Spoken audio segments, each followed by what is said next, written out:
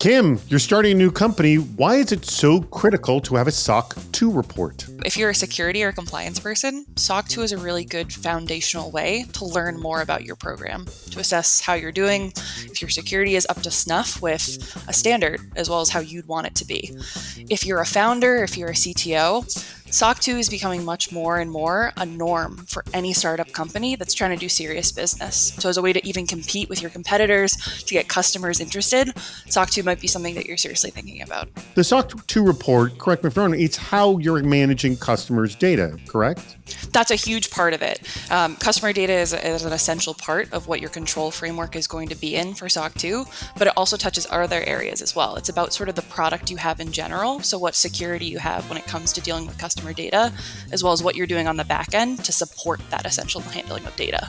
What is the sort of the underlining thing that people need to understand about either the value they're not getting, the value they're currently not getting out of the SOC 2 report?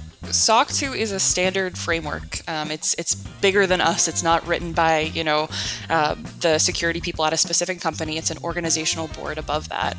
But it's customized based on the company that you're at. So it has the potential to be an awesome document that shows a ton about your security program if you're putting the time and energy and customizability into it. But it also is something that you have to spend the time and energy to get there. You can't just go to an auditor and say, I want a SOC 2. It requires a ton of internal work. I'm assuming there are a lot of missteps you and others have made along the way, yes? Oh, sure. Tell me one screw up you've done in the effort to do the SOC 2. You have to get every single thing perfect to pass the SOC 2.